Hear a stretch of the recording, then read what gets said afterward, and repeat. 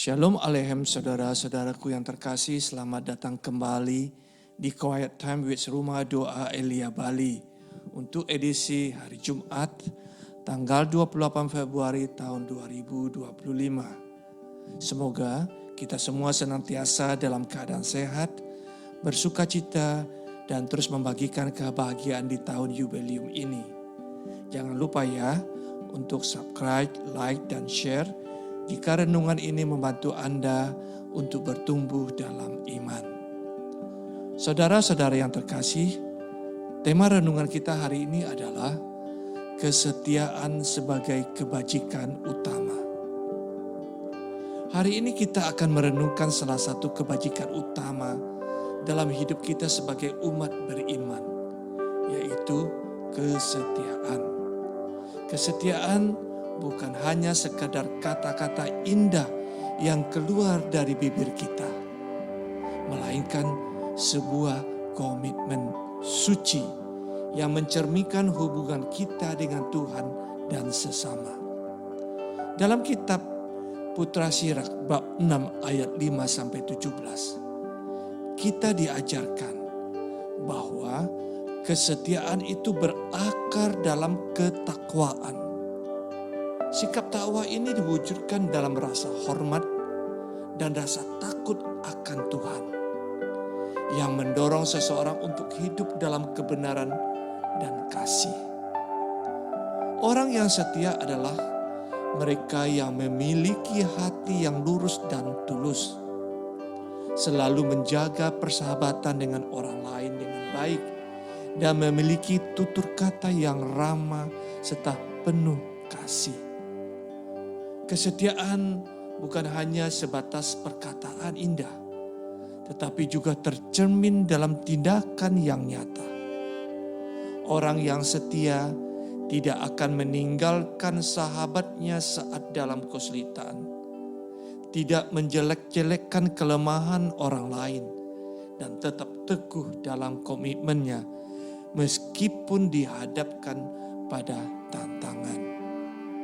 Saudara-saudara yang terkasih, salah satu bentuk kesetiaan yang sangat ditekankan dalam ajaran iman kita sebagai orang Katolik adalah kesetiaan dalam perkawinan.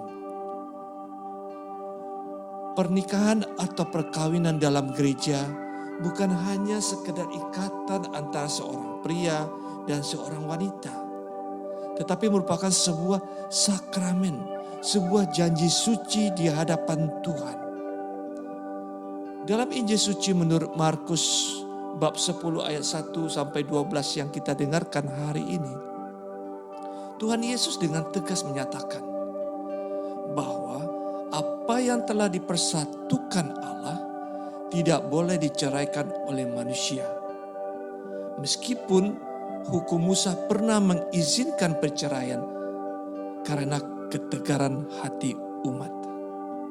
Tetapi Tuhan Yesus menegaskan bahwa sejak awal penciptaan, Allah menghendaki agar pria dan wanita dipersatukan dalam pernikahan yang tetap setia sepanjang hidup mereka. Namun saudara-saudara, dalam kenyataan hidup sehari-hari, seringkali kesetiaan ini diuji, terutama ketika salah satu pasangan jatuh sakit misalnya, atau mengalami kesulitan ekonomi.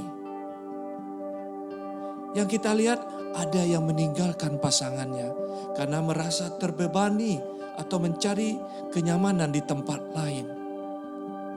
Hal ini tentu bertentangan dengan nilai-nilai kesetiaan yang sejati, yang seharusnya tetap teguh dalam suka dan duka, sebagaimana janji pernikahan yang kita ikrarkan di hadapan Tuhan.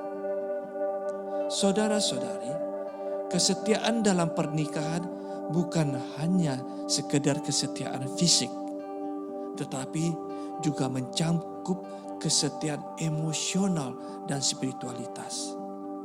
Dalam kehidupan rumah tangga, tidak selalu ada kebahagiaan dan kemudahan.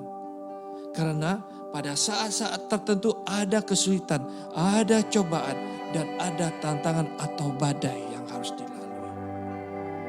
Namun, pasangan yang setia akan tetap saling menopang, saling mengasihi, saling mendoakan, dan tetap berkomitmen satu dengan yang lain.